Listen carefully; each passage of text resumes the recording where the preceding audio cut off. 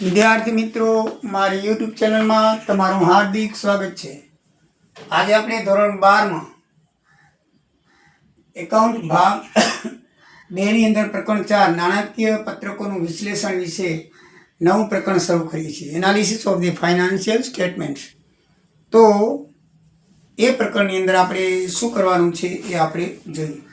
સૌથી પહેલાં તો મિત્રો, નાણાકીય પત્રકો કોને કહેવાય, એ શા માટે બનાવવામાં આવે છે, એનો ઉદ્દેશ શું હોય છે અને હેતુ શું હોય છે, એ આપણે આગલા પ્રકરણની અંદર આપણે જોઈ ગયા છીએ. છતાંય આની અંદર આપણે આઉટલુકિંગ કરીએ તો ધંધાકીય અને બિનધંધાકીય એકમોની અંદર મિત્રો નાણાકીય વ્યવહારો થતા હોય છે. આ નાણાકીય વ્યવહારો છે એ આમ નોંધથી શરૂ થાય છે અને પાકા સર્વેને અંતે પૂરા થાય છે. તો આ જે નાણાકીય વ્યવહારો જેમાં નોંધવામાં આવે છે એમાં મુખ્યત્વે 3 પત્રકો હોય છે, આપ જાણો છો. એક વેપાર ખાતું, જેમાં આપણે જે ધંધો કરતા એ માલની વિગતો માટે વ્યવહારો નોંધાય છે. બીજું છે નફા નુકસાન ખાતું, જેમાં નાણાકીય આવક જાવકની નોંધ થાય છે. અને ત્રીજું છે પાકું સરવૈયું. પાકું સરવૈયું એની અંદર આપણી ધંધાકીય મિલકતો અને ધંધાકીય પરિસ્થિતિ જાણવા માટે એ બધી મૂડી દેવા અને મિલકત લેણા રજૂ કરવામાં આવે છે. આ ઉપરાંત રોકડ પ્રવાહનું પણ એક પત્રક રજૂ કરવામાં આવે છે અને એની અંદર રોકડની આવક જાવક અને તફાવતીનો રજૂ કરવામાં આવે છે. તો મિત્રો, આ જે વિશ્લેષણો છે, આ જે પત્રકો છે, એ ધંધાકીય પરિસ્થિતિ, કોઈ ધંધાકીય નાણાકીય પરિસ્થિતિ, કોઈ ધંધાકીય માલની પરિસ્થિતિ જણાવે છે. એ જણાવે છે ખરા, પણ એ એના પરિણામો રજૂ કરે છે. પરિણામ કેવી રીતે આવ્યું, એમાં કયા પરિબળોએ અસર કરી, એના કયા પરિબળોને કારણે તમારો નફો વધ્યો અથવા ઘટ્યો, તમારી મિલકત વધી અથવા ઘટી, તમારા ધંધાની પરિસ્થિતિ સારી થઈ અથવા નબળી થઈ, એમાં પરિણામો કયા જવાબદાર હતા. તો મિત્રો, એ આ પત્રકો રજૂ કરતા નથી. પરિણામો રજૂ કરે છે, પણ પરિણામો માટે જવાબદાર કયા પરિબળો છે એ રજૂ કરતા નથી. તો એના માટે દરેક નાણાકીય પત્રકનું અર્થઘટન કરવું પડે છે. એના ઉપર ડિબેટિંગ મીન્સ કે એનાલિસિસ કરવું પડે છે. તો એ દરેક એનાલિસિસ કરી, અર્થઘટન કરી અને જે પરિણામ રજૂ કરવામાં આવે, જે વિગતો રજૂ કરવામાં આવે મિત્રો, એના નિર્ણય જે એના ઉપરથી નિર્ણય લેવામાં આવે ધંધાનો, તો એને આ આખી પ્રક્રિયાને નાણાકીય પત્રકોનું વિશ્લેષણ કહેવામાં આવે છે.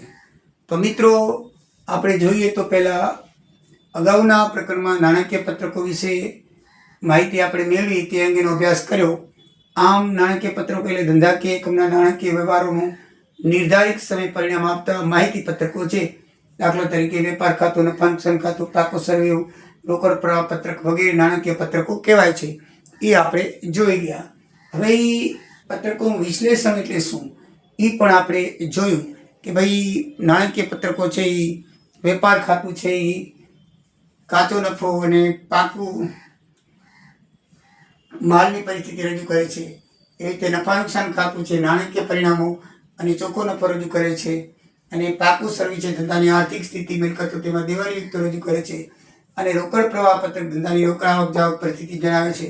આમ બધા પત્રકો પરિણામ રજૂ કરે છે, પણ આ પરિણામ આવ્યું કઈ રીતે, તેમાં કયા અન્ય પરિબળોએ ભાગ ભજવ્યો તે દર્શાવતા નથી. તે માટે પત્રકોનું અર્થઘટન એટલે કે એનાલિસિસ કરવું પડે છે. અને એ પ્રક્રિયા આખીને શું કહેવામાં આવે છે, નાણાકીય પત્રકોનું વિશ્લેષણ કહેવાય છે. મિત્રો, આ નાણાકીય પત્રકો જે છે એના ઉદ્દેશો વિશે આપણે અગાઉ જોઈ ગયા છીએ. છતાંય આઉટલુકિંગ કરીએ તો ધંધાકીય એકમોનું નફા નુકસાન જાણી શકાય છે, ધંધાકીય એકમોની આર્થિક સ્થિતિ જાણી શકાય છે, ધંધાકીય એકમોની રોકડ પ્રવાહની સ્થિતિ જાણવા માટે એ ઉપયોગી છે. ધંધાકીય એકમ સાથે વર્તમાનમાં જોડાયેલા તેમજ ભવિષ્યમાં જોડાવા માંગતા રોકાણકારો, શેર હોલ્ડરો, સંચાલકો, ટૂંકા ગાળાના લેણદારો, ગ્રાહકો, સરકાર, બેંક, ધિરાણ પૂરું પાડનાર સંસ્થાનો વગેરે માટે નાણાકીય પત્રકો જરૂરી છે. નાણાકીય પત્રકોનું મહત્ત્વ છે. અગાઉના પ્રકરણમાં આપણે વિશેષ ચર્ચા કરી ગયા છીએ, એટલે આના વિશે આપણે વિશેષ ચર્ચા કરશું નહીં. હવે નાણાકીય વિશ્લેષણનો અર્થ તુલનાત્મક દ્રષ્ટિએ જણાવો. તુલનાત્મક એટલે કે આગળના વર્ષો અને પાછળના વર્ષોનું તુલના કરવી, અથવા તો એક કંપની સાથે બીજી કંપનીના પાકા સર્વેના પરીક્ષણ વેપાર તુલના કરવી, તો એને કહેવાય છે તુલનાત્મક. એટલે કે નાણાકીય પત્રકો માહિતી અને પરિણામો રજૂ કરે છે, પણ નાણાકીય પત્રકો તૈયાર થયા બાદ તેને પુનઃ ગોઠવણી કરી તેની તુલના થઈ શકે તે રીતે ફરીથી રજૂ કરવામાં આવે છે. એટલે તુલનાત્મક સ્વરૂપે તૈયાર થયેલા નાણાકીય પત્રકોને આધારે વિવિધ પક્ષકારો તેમના જરૂરી નિર્ણય લેતા હોય છે. આખી પ્રક્રિયાને વિશ્લેષણ તરીકે ઓળખવામાં આવે છે. એટલે કે જે નાણાકીય પત્રકો તૈયાર થઈ ગયા હોય ને, તો એને પાછા તુલનાત્મક દ્રષ્ટિએ ગોઠવવામાં આવે છે. એને બીજી કંપનીઓ સાથે, બીજા વર્ષો સાથે, અગાઉના વર્ષો સાથે એવી રીતે એની વિશ્લેષણ કરવામાં આવે છે. અને એ વિશ્લેષણને આધારે આંતરિક નિર્ણયો અથવા બાહ્ય નિર્ણયો લેવામાં આવે છે અને એનું આખું માહિતી અર્થઘટન રજૂ કરવામાં આવે છે. હવે મિત્રો, કઈ રીતે થાય છે તે આપણે જોઈએ. તો નાણાકીય પત્રકોના વિશ્લેષણ 3 રીતે થાય છે. એક પક્ષકારોના આધારે, એમાં બાહ્ય અને આંતરિક. બીજું આડા ઉભા સ્વરૂપે, આડું વિશ્લેષણ, ઊભું વિશ્લેષણ. બીજું સમયને આધારે, લાંબા ગાળાનું કે ટૂંકા ગાળાનું. તો આ 3 રીતે વિશ્લેષણ રજૂ કરવામાં આવે છે. સૌથી પહેલા આપણે જોઈએ નાણાકીય વિશ્લેષણનું પક્ષકારોને આધારે. તો મિત્રો, એમાં 2 પ્રકારના પક્ષકારો હોય છે. એક હોય છે બાહ્ય પક્ષકારો. તો બાહ્ય પક્ષકારો કયા હોઈ શકે? જેવા કે સંભવિત રોકાણકારો છે, પછી નાણાકીય સંસ્થાઓ છે, સરકારી એજન્સીઓ છે, આ બધા ટૂંકા ગાળાના લેણદારો છે, ગ્રાહકો છે. આ બધા બાહ્ય પક્ષકારો કહેવાય, જે કંપનીથી બહાર છે, જે કંપની સાથે સંકળાયેલા છે પણ આંતરિક બાબતમાં માથું મારી શકતા નથી. એટલે એને શું કહેવાય છે? બાહ્ય પક્ષકાર. એટલે બાહ્ય અને આંતરિક પક્ષકારોને આધારે, એ બાહ્ય પક્ષકારોને આધારે એનું વિશ્લેષણ કરવામાં આવે છે.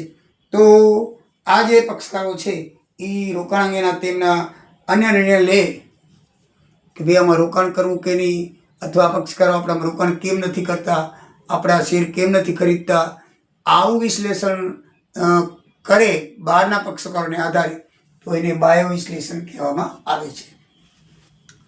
આંતરિક વિશ્લેષણ એટલે કે કંપનીની અંદર જે સંચાલકો છે, સંચાલકો દ્વારા તૈયાર થયેલા નાણાકીય પત્રકોને આધારે નિર્ણય લેવાતા હોય અને નિર્ણયોને આધારે વિશ્લેષણ થતું હોય, તો આવા વિશ્લેષણને આંતરિક વિશ્લેષણ કહેવાય છે. કંપનીના સંચાલકોને આધારે વિશ્લેષણ નક્કી થતું હોય, એના આધારે નિર્ણય લેવાતા હોય, તો એવા વિશ્લેષણને આંતરિક વિશ્લેષણ કહેવાય છે. અને આ પ્રકારના વિશ્લેષણ માટે ઉપલબ્ધ માહિતી વધુ સચોટ હોય છે, કારણ કે સંચાલકોને બધી ખબર હોય છે. એટલે આ વિશ્લેષણ એકદમ સચોટ હોય છે. બીજો પ્રકાર છે આડા ઉભા સ્વરૂપે. તો આડું એટલે કેવું હોય? બરાબર, આડું એટલે આમ લાઈન સરળ જ. આડું એટલે 2013, 14, 15, 16, 17, 18, 19, 20 એમ દરેક વર્ષના પાકા સર્વે અને નફા નુકસાન ખાતાને, વેપાર ખાતાને તમે તુલનાત્મક રીતે જોતા જાઓ. એમાં કયા વર્ષે આપણે કેટલો નફો કર્યો, કયા વર્ષે આપણે કેટલો નુકસાન કર્યું અથવા શું કર્યું, એવી રીતે અલગ અલગ વર્ષોના નાણાકીય પત્રકો સાથેની તુલના. એટલે એને કહેવાય આડું વિશ્લેષણ. બરાબર, આમ સીધી લીટી હાલે જાવ એટલે આડું. ઊભું એટલે એક જ વર્ષના નાણાકીય પત્રકો, જેવા કે વેપાર ખાતું, નફા નુકસાન ખાતું, પાકો સર્વે, અલગ અલગ કંપનીઓ સાથે વિશ્લેષણ કરવામાં આવે અથવા તુલના કરવામાં આવે અલગ અલગ.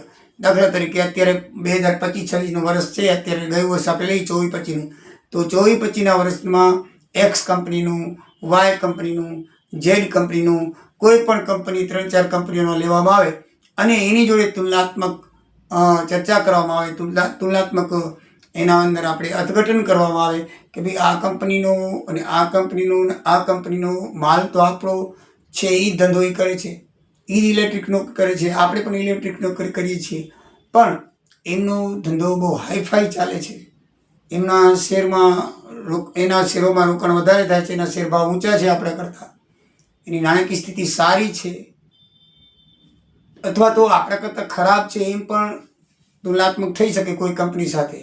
તો આવી જે તુલનાત્મક કરવામાં આવે, એક જ વર્ષના આંકડા લઈને અલગ અલગ કંપનીનું જે તુલનાત્મક કરવામાં આવે એને કહેવાય છે ઊભું.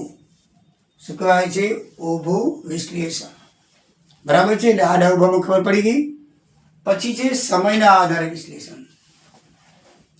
તો મિત્રો, સમયના આધારે વિશ્લેષણ છે એટલે ચાલુ પેઢીનો સિદ્ધાંત પ્રમાણે ધંધાકીય એકમનું અસ્તિત્વ કાયમી છે. આ સાથે હિસાબો તૈયાર કરવા માટે ખરેખર તો 12 મહિનાનો સમય લેવાનો છે. આપણે વાર્ષિક હિસાબો કહીએ છીએ, બરાબર છે ને?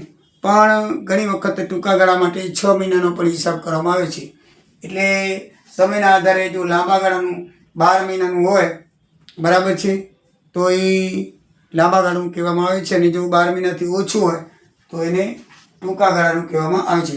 એટલે ઘણા પક્ષકારોને શું હોય છે કે ડિબેન્ચર હોલ્ડર છે, નાણાકીય સંસ્થાઓ છે, ભાવિ રોકાણકારો છે, તો તેઓના એકમના નાણાકીય પત્રકો લાંબા ગાળાનું વિશ્લેષણ હાથ ધરે છે, બરાબર છે. તો એની લાંબા ગાળાની સિદ્ધતા કેવી છે, નફાકારકતા કેવી છે, એ તરલતા કેવી છે નાણાકીય, એની કાર્યક્ષમતા કેવી છે, એ બધું આપણે અવલોકન કરવામાં આવે છે. તો એની અંદર લાંબા ગાળાના વિશ્લેષણની જરૂરિયાત પડતી હોય છે. ટૂંકા ગાળામાં શું હોય છે? તો આ પ્રકારના વિશ્લેષણ ધંધાની એકમની ટૂંકા ગાળામાં સદ્ધરતા અને તરલતા માપવામાં આવે છે. અને આ પ્રકારનું કંપનીને ટૂંકા ગાળાનું ધિરાણ કરનારા જે હોય છે એ વેપારીઓ ધ્યાન દે છે. એટલે આમ લાંબા ગાળાનું વિશ્લેષણ અને ટૂંકા ગાળાનું વિશ્લેષણ એ રીતે એનું 2 ભાગ પાડવામાં આવ્યા છે. હવે મિત્રો, નાણાકીય વિશ્લેષણના હેતુ શું છે? એના હેતુ આપણે જોઈએ તો સૌથી પહેલું છે કમાણી ક્ષમતાનું મૂલ્યાંકન. તો નાણાકીય હિસાબો સામાન્ય રીતે 12 માસના ગાળા માટે તૈયાર કરવામાં આવે છે. એમાં એકમની કમાણી ક્ષમતા કેટલી છે તે વિવિધ વિશ્લેષણ આપણે ગુણોત્તર જોયા, એ ગુણોત્તરના પ્રમાણથી આપણે જાણી શકીએ છીએ અને કેટલી કમાણી આપણે કરી શકીએ છીએ એનું અનુમાન કરી શકાય છે. તો આ રીતે એનું અનુમાન કમાણીના ક્ષમતાનું મૂલ્યાંકન થઈ શકે છે. કાર્યક્ષમતાનું મૂલ્યાંકન. તો એકમ દ્વારા વિવિધ પ્રકારની મિલકતો પોતાના ધંધાનો અનુરૂપ પ્રમાણે ધારણ કરવામાં આવે છે. મિલકતોની મદદથી ઉત્પાદન, વેચાણ એવું બધું કરવામાં આવે છે. આ મિલકતોનો ઉપયોગ મહત્તમ કક્ષાએ થવો જોઈએ અને મિલકતોનો મહત્તમ કક્ષાએ ઉપયોગ થાય છે કે નહીં એના માટે આપણે જરૂરી વિશ્લેષણ કરીએ છીએ.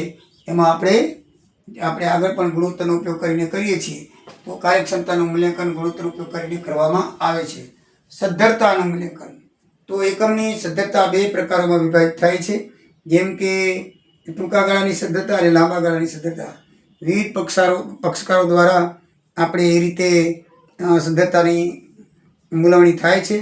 ટૂંકા ગાળાની સદ્ધરતા માપવામાં જે સેવાઓ ટૂંકા ગાળાનું ધિરાણ કરતા હોય એ લોકો જોવે છે. લાંબા ગાળાની સદ્ધરતા માટે એ લાંબા ગાળાનું ધિરાણ કરતા હોય એ લોકો જુએ છે અને એ રીતે પોતાની તે સદ્ધરતાનું મૂલ્યાંકન કરે છે. તો આમ ટૂંકા ગાળાનું, લાંબા ગાળાનું મૂલ્યાંકન આ વિશ્લેષણથી માલુમ પડે છે. સંચાલકોની કાર્યક્ષમતાનું. તો કંપનીના સ્વરૂપમાં ધંધાના માલિકો અને સંચાલકો અલગ પક્ષકારો છે. માલિક પણ અલગ હોય. માલિક તો ખાલી દેખરેખ રાખે અને કંપનીનો જે મેઇન છે એ એનો ધણી કહેવાય, માલિક કહેવાય. જ્યારે સંચાલકો તો જે રાખેલા હોય, ડિરેક્ટરો હોય, ક્લાર્કો હોય, મેનેજરો હોય, એ કામ કરતા હોય છે. તો આમ શેરહોલ્ડરના નાણાંનું સંચાલન બોર્ડ ઓફ ડિરેક્ટર કરે છે, બરાબર છે. ઉપરાંત ધંધાકીય એકમના અધિકારો હોય છે. બોર્ડ ઓફ ડિરેક્ટર દ્વારા નિર્ણયનું અમલીકરણ કરવાનું હોય છે. તેથી બોર્ડ ઓફ ડિરેક્ટરના નિર્ણયોની અસરકારકતા, યોગ્યતાનું મૂલ્યાંકન નાણાકીય વિશ્લેષણ દ્વારા કરી શકાય છે. નાણાકીય વિશ્લેષણ દ્વારા એ મૂલ્યાંકન થઈ શકે છે. ભાઈ, કંપની સારી રીતે નફો કરતી હોય તો એના કાર્યક્ષમતામાં સારું થાય છે. હમણાં દાખલા તરીકે એક વિમાન કંપની જે આપણે લગભગ હમણાં નામ તો નહીં લેવાય પણ આપણે એને કહીએ, તમે બધા જાણતા હશો. તો એ જે કંપની છે એ કંપનીએ લગભગ 40, 50, 60 નહીં પણ 4-5 લાખ ટિકિટો રદ કરી, ઉડ્ડયનો રદ કરી 4-5 હજાર, અને પોતાના પ્રવાસીઓને હેરાન કર્યા, બરાબર છે. તો આનું જે સીઈઓ હતા, એ જે સંચાલન હતું એ બરાબર હતું, પણ વર્ષોથી એ લગભગ 90% ઉડ્ડયનો એના હાથમાં હતા અને એ બધું સંચાલન કરતી હતી, બરાબર છે. પણ એના કાર્ય ડિરેક્ટરો, એના સીઈઓ એ બધાએ એમને જરાક મનમાં એમ થયું કે આપણે ભારત સરકારને હેરાન કરીએ અથવા પેસેન્જરોને હેરાન કરીએ. ઘણી વખત શું છે, ધંધાની અંદર કોઈ પણ શેઠ હોય અથવા માલિક હોય, એને બહુ ધંધો આવે ને પછી ગ્રાહકોની ઉપેક્ષા કરે છે. હકીકતમાં ગ્રાહકો એ ધંધા માટે ભગવાન છે, એની ક્યારેય પણ ઉપેક્ષા ન કરો. શરૂઆતમાં આપણો ધંધો ધીમો હોય ને એટલે આપણે ગ્રાહકને બોલાવી ચા પાણી નાસ્તો કરાવી આપણે એને આમંત્રણ આપીને કરીએ છીએ. પણ જ્યારે પછી આપણે એકદમ સદ્ધર થઈ જઈએ, કરોડો રૂપિયા થઈ જાય, માલિક બંગલો ગાડી આવી જાય, પછી ગ્રાહકને ઉડાવજો, જાઓ નથી માલ હોય તો ઘણી વખત ના પાડી દઈએ છીએ. આવું ઉડાવર્તન કરીએ છીએ. એવું આ કંપનીને પણ થઈ ગયું, કરોડો કમાવા માંડી ગઈ, બરાબર. આજ વર્ષોથી કરતી હતી. પછી એને એમ થયું કે હાલો, એને જરાક વિચાર આવી ગયો કે ભાઈ આમાં અર્થતંત્રમાં જરાક આપણે કરી દઈએ. ત્યારે આપણે અમેરિકાના વડાપ્રધાન, રશિયાના વડાપ્રધાન પ્રમુખ આવેલા હતા અને એ જ ટાણે એને આ બધું ખર્ચેતર કર્યું. તો આવું સંચાલકો દ્વારા થાય એ બરાબર નથી. પછી જો કંઈ પાપ એમને ભોગવવું પડ્યું, બરાબર છે, એમને દંડ ભોગવવું પડ્યું, ગ્રાહકોને વળતર આપવું પડ્યું. અને નવી બીજી એરલાઇન્સો પણ 2-3 શરૂ થઈ ગઈને હજે થશે, એટલે જે એની મોનોપોલી હતી એ પણ ગઈ. તો આવી રીતે મિત્રો સંચાલકોનું કાર્યક્ષમતાનું મૂલ્યાંકન રજૂ થઈ શકે છે. એના શેર ડાઉન થઈ ગયા, બહારના પક્ષકારો જોતા જ હોય, બરાબર છે ને. પેલા એકના શેરનો બહુ ભાવ હતો, પણ આવું કર્યું એટલે શેર ડાઉન થવા માંડ્યા, કારણ કે એના ઉડ્યાનો અમુક 10-20% રદ કરી નાખ્યા સરકારે, બરાબર. બીજી કંપનીઓને દાખલ કરી દીધી, એટલે પછી શેર ડાઉન થાય. તો આવું મેઇન કાર્ય સંચાલકોનો ઉપર આધારિત હોય છે. તો બજેટનું આયોજન. તો મિત્રો, બજેટ એટલે કે વિશેષણો હાંસલ કરતા ઉદ્દેશોનું વર્તમાન જથ્થાત્મક આયોજન, ભવિષ્યમાં હાંસલ કરવાના ઉદ્દેશો, આંકડાકીય આયોજન, ભવિષ્યમાં કેટલું વેચાણ થશે, કેટલી ખરીદી કરવી પડશે, કેટલી રોકડ જશે, કેટલું ઉત્પાદન થશે, કેટલો મહેસૂલી ખર્ચ થશે, કેટલી મૂડી ખર્ચ થશે વગેરેનો અંદાજ કરવામાં આવે છે અને એને અંદાજપત્ર કહેવામાં આવે છે. પછી છે તુલનાત્મક અભ્યાસ. નાણાકીય વિશ્લેષણ દ્વારા 2 પ્રકારની તુલના થઈ શકે છે, એ આપણે હમણાં જ જોયું, બરાબર છે, કે આ તુલનાત્મક અભ્યાસ આ રીતે થઈ શકે છે. પછી હિસાબોને સમજવામાં સરળતા. તો નાણાકીય હિસાબો નિર્ધારિત રીતે નિયમ, સિદ્ધાંત અને પરિભાષાને તૈયાર કરવામાં આવે છે. આ બધા હિસાબો, એમાં સિદ્ધાંતો હોય છે, બરાબર છે, નિયમો હોય છે સરકારી, એ પ્રમાણે તૈયાર કરવામાં આવે છે. તેથી ઘણી વખત તમામ ઉપયોગી કરતા નાણાકીય હિસાબો અંગેનું સંપૂર્ણ જ્ઞાન ન ધરાવતા હોય. આવા સંજોગોમાં નાણાકીય પત્રકોનું વિશ્લેષણ છે ને એ લોકોને જરૂર માર્ગદર્શન પૂરું પાડે છે, અને વિશ્લેષણ એ લોકો વાંચે છે અને અખબારોમાં એની જાહેરાત આવતી હોય છે, અથવા તો કંપની પોતે પોતાના વાર્ષિક રિપોર્ટ સાથે આ બધી ચર્ચા મોકલતી હોય છે. તો એને આ હિસાબો સમજવામાં બધી સરળતા રહે છે. તો મિત્રો, આજે આ વિડીયોની અંદર આપણે નાણાકીય વિશ્લેષણના હેતુ વિશે જાણ્યું. આગળ આપણે વિશ્લેષણ વિશે આગળ ચર્ચા કરશું, અને ત્યાર પછી એના જે દાખલાઓ આવે છે તેના વિશે ચર્ચા કરશું. તો મિત્રો, જય સિયારામ, જય દ્વારિકાધીશ.